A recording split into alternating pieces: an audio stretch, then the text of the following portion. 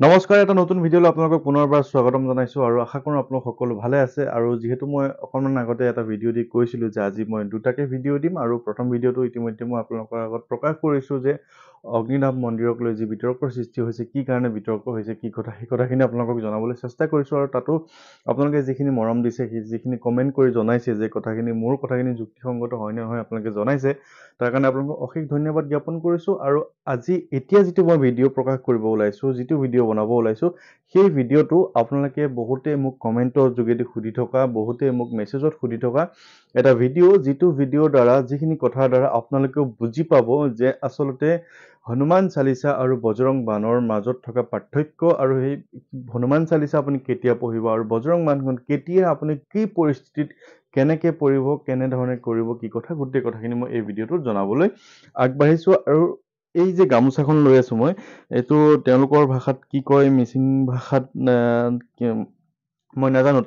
এইখন যিগৰাকী ব্যক্তিয়ে দিছিলে, সেইগৰাকী ব্যক্তিৰ গামোচাখন মই আজি কিয় লৈছোঁ জানেনে? কাৰণ তেওঁলোকৰ ঘৰত গৈ মই বজৰং বান পঢ়াৰ পিছত তেওঁলোকৰ প্ৰায় 9 বছৰীয়া এটা ডাঙৰ সমস্যা দূৰ হৈ গৈছিলে, আৰু তেওঁ মোক মৰমতে এখন আমাৰ যিখন ফুলাম গামোচাটো দিছিলে, লগতে তেওঁলোকৰ এখন এনেকুৱা ধৰণৰ তেওঁলোকৰ পৰম্পৰাগত এখন গামোচা মোক দিছিলে। গতিকে সেই গামোচাখন লৈ আজি ভিডিঅ'টো বনাইছোঁ। আশা কৰোঁ আপোনালোক সকলো ভালে আছে আৰু কথাখিনি আপোনালোকে ধ্যান দি শুনিব আৰু গোটেই কথাখিনি আপোনালোকে বুজিবলৈ চেষ্টা কৰিব।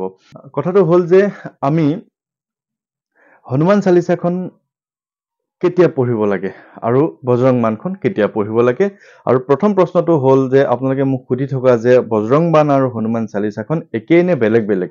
ইয়াৰ উত্তৰবিলাক আপোনালোকে আচলতে নিজেই প্ৰশ্ন কৰিলে উত্তৰটো ওলাই যাব, যিহেতু দুইটা বিষয়ৰ ওপৰত মই কথাখিনি বেলেগকৈ কওঁ। গতিকে হনুমান চালিচা আৰু বজৰং বান দুইখন এখন বেলেগ বস্তু, দুইখন পৃথক লিখিছিল তুলসী দাসেই, কিন্তু দুইখন বেলেগ বেলেগ পৰিস্থিতিত বেলেগ বেলেগ কাৰণে লিখা হৈছিল। এতিয়া আমি যেতিয়া আমাৰ জীৱনত প্ৰত্যেকজন মানুহৰ জীৱনত সমস্যা থাকে, কোনজন মানুহৰ জীৱনত সমস্যা নাই? আৰু সেই সমস্যাখিনি দূৰ কৰিবৰ কাৰণে আমি যদি ৰেগুলাৰ হনুমান চালিচাখন পঢ়ি থাকোঁ, সেই সমস্যাখিনিৰ পৰা আমি পৰিত্ৰাণ পোৱা যায় আৰু সেই সমস্যাখিনি লাহে লাহে দূৰ হ'বলৈ আৰম্ভ কৰে। আৰু সেই সমস্যাখিনি যেনে ধৰণক আপোনাৰ ঘৰখনত অসুখ অশান্তি হৈ থাকে, সৰু সুৰা বেমাৰ আজাৰ হৈ থাকে, আপোনালোকৰ যিকোনো ধৰণৰ কামত বাধা আহি থাকে, আপোনাৰ ঘৰখনত টকা পইচাৰ কেতিয়াবা নাটনি হয়, বা বিভিন্ন ধৰণৰ, বা আপোনাৰ কিবা এটা ডাঙৰ অসুখো হওক, সেইখিনি ক্ষেত্ৰত আমি হনুমান চালিচাখন যেতিয়া ৰেগুলাৰ পঢ়ি থাকোঁ, বা হনুমান চালিচাৰ যি মই সংকল্পৰ কথা কৈ থাকোঁ, সেই হনুমান চালিচাৰ সংকল্প লৈ পঢ়িলে আপোনালোকে বহুত পৰিমাণে আপোনালোকে উপকৃত হ'ব। আৰু সেই হনুমান চালিচাখন পঢ়াৰ পিছত যে আপোনালোকে উপকৃত হৈছে, মোৰ কথাখিনি শুনি যে আপোনালোকে উপকৃত হৈছে, তাৰ প্ৰমাণ হিচাপে মোৰ আজিৰ এই ভিডিঅ'টোৰ কমেণ্টতে আপোনালোকে লিখিবলৈ আৰম্ভ কৰে। আৰু মই সেইকাৰণে আপোনালোকক অশেষ ধন্যবাদ জ্ঞাপন কৰোঁ যে আপোনালোকে মোৰ এই কথাখিনি শুনি আপোনালোকে হনুমান চালিচা পঢ়ি, যিসকলে আগৰ পৰা পঢ়ি আছে তেওঁলোকৰ কথাখিনি বাৰু সুকীয়া হৈ যায়, কাৰণ ময়ো নতুনকৈহে আহিছোঁ। আৰু যিসকলে এই বিষয়ে একেবাৰে জনা নাছিল, আমাৰ গাঁৱলীয়া সহজ সৰল মানুহখিনি, তেওঁলোকে হনুমান চালিচাখনৰ কথা জানি তেওঁলোকে পঢ়িবলৈ লৈ তেওঁলোকৰ জীৱনৰ বহুত ডাঙৰ ডাঙৰ সমস্যা, সৰু সৰু সমস্যা সকলো দূৰ কৰিবলৈ সক্ষম হৈছে।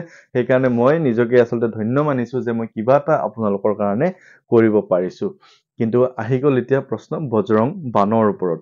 মই আগতেও ভিডিঅ'ত কৈ আহিছোঁ যে বান বুলি ক'লে আমি কি বুজি পাওঁ, যে বান বুলি ক'লে অকণমান কথাটো বেলেগ হৈ যায়। আমি কিবা এটা বান মৰা বুলি কয়, যে আমি বান মাৰিছোঁ, আমাৰ ঘৰখনত কোনোবাই কিবা এটা অপকাৰ কৰি থৈছে, সেই বস্তুটো কাটিবৰ কাৰণে আমি এখন বেলেগ বান মাৰি দিছোঁ। আৰু হনুমান বানখন বা বজৰং বানখন আমি কি পৰিস্থিতিত পঢ়িম, আগতে আমি সেই কথাটো বুজি লওঁ। মই অলপ আগতেই কৈছোঁ যে আমি জীৱনৰ যিকোনো সমস্যাৰ কাৰণে হনুমান চালিচাখন আমি নিয়মিত পঢ়ি থাকিলে আমি উপকাৰ পাম। কিন্তু এতিয়া বজৰং বানখন আমি কেতিয়া পঢ়িম জানেনে? বজৰং বানখন এনেকুৱা এবিধ আহিলা, এনেকুৱা এবিধ সামগ্ৰী, বা এনেকুৱা এবিধ পুথি, মহান পুথি, যিখন পুথিত এনেকুৱা ধৰণৰ কথা কিছুমান লিখা আছে, এনেকুৱা ধৰণৰ কিছুমান ডাঙৰ ডাঙৰ কথা শব্দ লিখা আছে, যিখিনি শব্দ শুনাৰ পিছত হনুমানজীয়ে আপোনাৰ কামটো কেতিয়াও নকৰাকে নাথাকে, তেওঁ আপোনাৰ কামটো সিদ্ধি কৰি দিবই দিব। আৰু তাৰ প্ৰমাণ হিচাপে মই নিজে আছোঁ।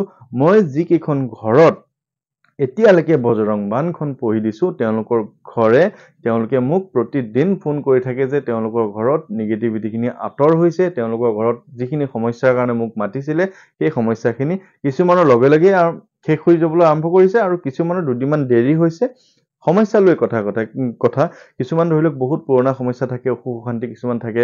এতিয়া ধৰি লওক কাৰোবাৰ ধৰি লওক মই কৈছোৱে যে কেঞ্চাৰ বেমাৰৰ 4th ষ্টেজ হৈ আছে বা একেবাৰে তেওঁৰ অৱস্থা বেয়া, তেওঁ বজৰং বাণখন পঢ়িলে যে লগতে সেই বেমাৰটো ভাল হৈ যাব তেনেকুৱা নহয় আচলতে। কিন্তু বজৰং বাণখন পঢ়িলে আমি শক্তি পাওঁ, আমাৰ ঘৰখনত থকা বেয়া বেয়া কিছুমান বস্তু আঁতৰি যায়।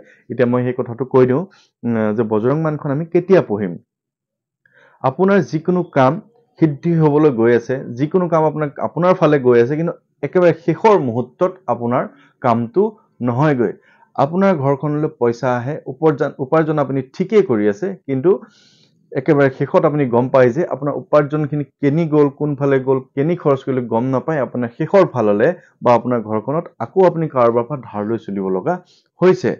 আপোনাৰ পটককৈ কিবা এটা বেমাৰ আহি গ'ল, সেই বেমাৰটো লাহে লাহে ডাঙৰ হ'বলৈ আৰম্ভ কৰিছে, এটাৰ পিছত আন এটা বেমাৰ। এটা বেমাৰ শেষ হৈছে, আকৌ আন এটা বেমাৰ আৰম্ভ হৈ গৈছে। লগতে এনেকুৱা ধৰণৰ হৈ যায় যে আপোনাৰ ঘৰখনত আগতে একো ধৰণৰ অসুবিধা নাছিলে, কিন্তু পটককৈ আপোনাৰ ঘৰখনত এনেকুৱা কিছুমান বেয়া শক্তি সোমাই গৈছে। আপোনাৰ ঘৰখনত কেতিয়াবা কোনোবা শিল দলিওৱা যেন আপোনাৰ অনুভৱ হয়। কেতিয়াবা আপুনি এনেই ভয় খাই থাকে, আপুনি বিচনাৰ পৰা আপোনাৰ উঠিবলৈ মন নাযায়। আপোনাৰ ঘৰখনত কেৱল শুই থাকোঁ লাগে, বাহিৰলৈ ওলাই যাব নোৱাৰে। বাহিৰলৈ ওলাই গ'লেই আপোনাৰ ভাল লাগি যায়, কিন্তু আপুনি ওলাই যাব নোৱাৰে। আকৌ ভিতৰলৈ সোমাই অহাৰ লগে লগে আপোনাৰ মনটো বেয়া লাগি যায়। আপুনি কি কৰিম কি নকৰিম এনেকুৱা লাগে যেন কেতিয়াবা আপুনি মৰি যাম নিচিনা লাগি যাব। তেনেকুৱা ধৰণৰ বিভিন্ন ধৰণৰ সমস্যা আপোনাক জুৰুলা কৰি ধৰে। ডিঙিলৈকে আপোনাৰ এনেকুৱা হৈ যায় যে আপোনাৰ ডিঙি বা নাকৰলৈকে যেতিয়া আপোনাৰ সমস্যা আহি যায়, মানে আপুনি সেই সমস্যাটোৰ পৰা ওলাবলৈ মন নাযায়। ল'ৰা ছোৱালীয়ে পঢ়িবলৈ মন নকৰে। আগতে ইমান ধুনীয়াকৈ পঢ়া শুনা কৰি আছিল, এতিয়া কোনো কাৰণে তেওঁ পঢ়িবলৈ মনে নকৰে। আপোনাক গতিয়াই দি পঢ়া টেবুলত বহাই দিলেও তেওঁ নপঢ়ে, অথচ অকণমান সময় পিছত তেওঁ কয় যে মোৰ পঢ়িবলৈ মন আছিল, কিন্তু মই পঢ়িব নোৱাৰিলোঁ। স্কুল যাবলৈ মন নকৰে, পঠিয়াই থাকিলেও নাযায়, কিন্তু স্কুলৰ সময়টো পাৰ হোৱাৰ পিছত তেওঁ কয় যে মোৰ পঢ়িবলৈ যাবলৈ মন আছিল, স্কুল যাবলৈ মন আছিল, কিন্তু সেই সময়টোত কি হৈ যায় মই নাজানো। এনেকুৱা ধৰণৰ বিভিন্ন সমস্যা যেতিয়া আপোনাক আগুৰি ধৰে, আপুনি বুজিব লাগিব যে ঘৰখনত কিবা নহয় কিবা এটা বেয়া শক্তি আপোনাৰ সোমাইছে, বা কোনোবাই নহয় কোনোবাই কিবা বেয়া আপোনাৰ হিংসাত আপোনাৰ ঘৰত কিবা এটা কৰিছে। তেতিয়া আপুনি বজৰং বাণখন পাঠ কৰা উচিত। লগতে বজৰং বাণখনত এনেকুৱা কিছুমান সমস্যা কাৰণে পঢ়িব লাগে। মেডিকেল টাৰ্মত আপোনাৰ একো অসুবিধা নাই, স্বামী স্ত্ৰীৰ মাজত একো অসুবিধা নাই। মই এই কথাটো নকওঁ যে আপোনাৰ কিবা অসুবিধা হ'লে, বেমাৰ হ'লে আপুনি ডক্টৰৰ ওচৰত নাযাওক। মই সদায় কৈ আছোঁ, আপোনাৰ প্ৰথম ফাৰ্ষ্ট প্ৰিফাৰেঞ্চ আপুনি ডক্টৰক দিবই লাগিব। ডাক্তৰৰ ওচৰত গ'লেহে আপোনাৰ বেমাৰ ভাল হ'ব।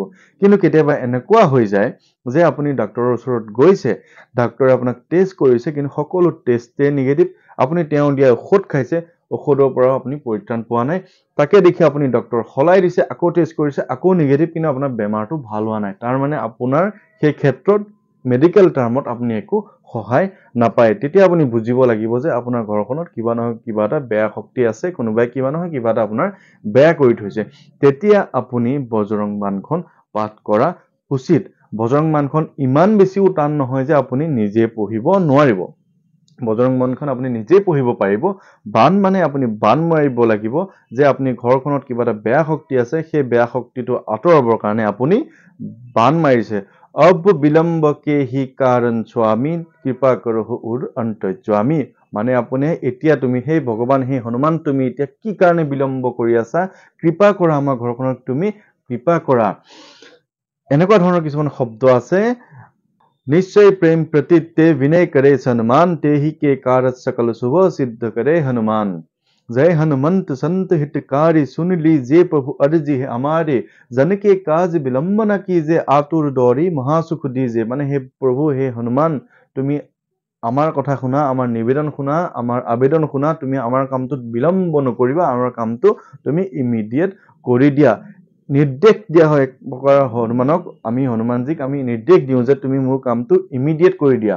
আৰু সেই তাৰ কোৱা হয় যে ভূত প্ৰেত পিশাচ নিশাচৰ, অগ্নি বেতাল কাল মাৰি মৰ, ইনে মাৰু তুহি শপথ ৰাম কি, ৰাখো নাথ মৰ যাদু নাম কি।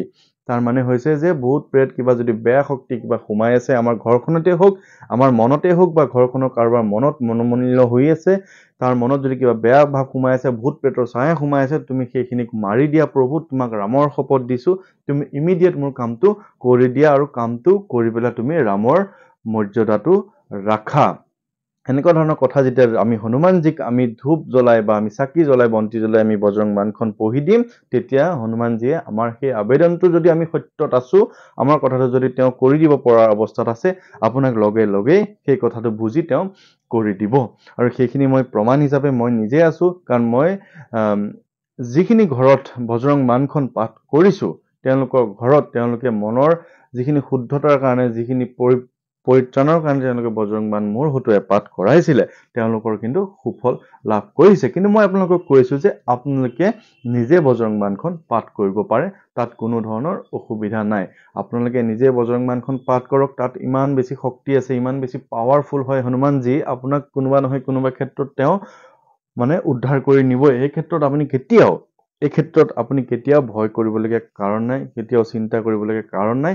বজৰং বাণখন সেই তেতিয়াই পঢ়িব লাগে। আৰু বজৰং বাণখন মানে এনেকুৱা কিছুমান শব্দ আছে যে পাঠ কৰে বজৰং বাণ কি হনুমতি ৰক্ষা কৰে প্ৰাণ কি, মানে বজৰং বাণখন যেতিয়া আমি পঢ়িম, তেতিয়া আমাৰ ঘৰখনৰ বা কাৰোবাৰ যদি প্ৰাণৰ সংশয় থাকে বা প্ৰাণৰ কিবা ভয় আছে, কোনোবা যদি আমাৰ বেমাৰত ভুগি আছে, তেওঁ প্ৰাণৰ ৰক্ষাটো কৰে। ঠিক তেনেকেই মই ৰাতি খুব জৰুৰীভাৱে আমাৰ তেজপুৰৰে এজন ল'ৰাৰ দুৰ্ঘটনা হৈছিলে, তেওঁ ICUত আছিলে, তেওঁলোকৰ ঘৰত মোক মাতিছিলে, তেওঁলোকৰ ঘৰত মই বজৰং বাণখন পঢ়িছিলো, তেওঁ এসপ্তাহ ধৰি ICUত আছিলে, আৰু মই তেওঁলোকক কৈছিলো যে বজৰং বাণখন পাঠ কৰি দিছো, আপোনালোকৰ ভাল হ'ব। পিছৰ দিনা তেওঁলোকে মোক ফোন কৰি জনাইছে, মেছেজ কৰি জনাইছে যে অলপ ভাল পাইছে।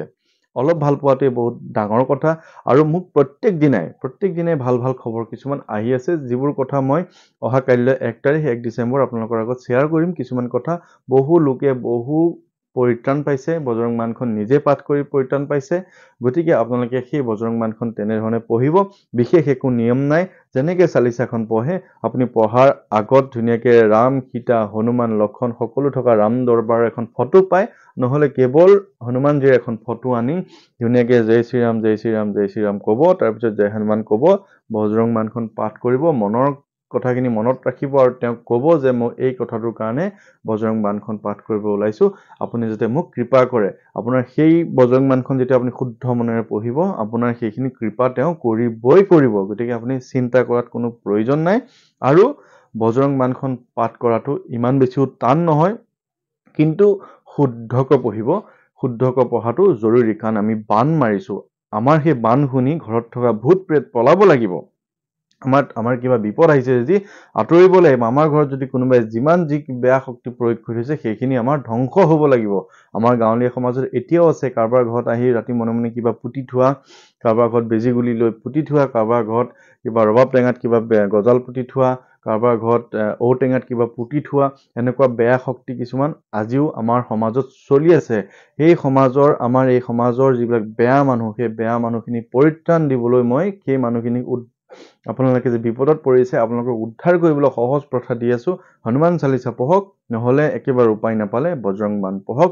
সেই বেয়া বস্তু সেই বেয়াতে ধ্বংস হৈ যাব। আপোনাৰ ঘৰখনত আকৌ পুনৰ সুখ শান্তি আহিব। এনেকুৱাও হৈছে, এনেকুৱা কিছুমান মোক খবৰ দিছে যে বহুত বছৰৰ পৰা মাত বোল নথকা মানুহ ঘৰখনৰ ইজনৰ সিজনৰ মাজত মকামিলা হৈছে, পতি পত্নীৰ মাজত কাজিয়া পেচাল, তেওঁলোকে বহুত বছৰ ধৰি বা সম্পৰ্ক নথকাও তেওঁলোকৰ মাজত আকৌ সম্পৰ্ক বা ভাল হৈছে। তেনেকুৱা ধৰণৰ বহুত কথা কিছুমান তেওঁলোকে মোক জনাই আছে। গোটেই কথাবিলাক মই জনাই থাকিম লাহে লাহে, নাম চাম কাৰো নকওঁ, কিন্তু কথাবিলাক ভাল খবৰবিলাক দি থাকিম। সেইদিনা যে মোৰ বাইকত যে জুই লাগিছিল বুলি কৈছিলো, সেই মানুহজন যে ভাল হৈছিলে, তেওঁ আজি সৈতে আমাৰ ঘৰলৈ আকৌ 2 দিন আহিল। তেওঁ খুব হাঁহি মুখীয়াকৈ আহিছে, কিন্তু এদিনো মই লগ পোৱা নাই। মই ওলাই যাওঁ, তেওঁলোক আহিছে, আমাৰ ঘৰত চাকি বন্তি জ্বলাইছে, আৰু তেওঁলোকে মোৰ লগত যোগাযোগক আছে। তেওঁলোকে কিমান বেছি সুখী হৈছে, তেওঁলোকৰ ঘৰখনত যে সেই হেৰুৱা সুখখিনি আহি গ'ল বজৰং বাণখন পঢ়াৰ পিছত, সেইকাৰণে তেওঁলোকো সুখী। আৰু তেওঁলোকৰ ঘৰত বজৰং বাণখন পাঠ কৰাৰ পিছত ময়ো সুখী। ঠিক তেনেকে নগাঁৱৰ সিদিনা ৰাতি ইমাৰ্জেঞ্চিকৈ গৈছিলো, তেওঁলোকে আজি মোক ফোন কৰি কৈছে যে তোমালৈ মই ফোন কৰিয়ে থাকিম এতিয়া, আমনি নাপাবা খালি, কাৰণ তোমালোকে মোৰ ইমান ডাঙৰ সমস্যা এটা তুমি মোক ঠিক কৰি দিলা। গতিকে বজৰং বাণখনৰ পাৱাৰ তেনেকুৱা, আপোনালোকে কৰক, আপোনালোকৰ সুফল হ'ব। আৰু বিশেষ মই বেছিকৈ একো নকওঁ, সদায় পজিটিভ কথাবিলাক কৈ আছো, মিছা কথা একো নকওঁ। আপোনালোকে নিজৰ হাতত পাৱাৰ আছে, আপুনি কৰিটো চাওক, তাৰপিছত বেলেগ কথা। গতিকে আজিৰ ভিডিঅ'টো ইমানেই। বজৰং বাণখনৰ কথা ক'বলৈ চেষ্টা কৰিলো, আকৌ পিছত কিবা কিবি বজৰং বাণৰ ওপৰত আচল কথাবিলাক আৰু কম, আৰু বহুত কথা আছে। সদ্যহতে মনলৈ এইখিনি আহিছে, আপোনালোকক ক'লো। আশা কৰোঁ আপোনালোকে ভিডিঅ'টো ভাল পালে। ধন্যবাদ।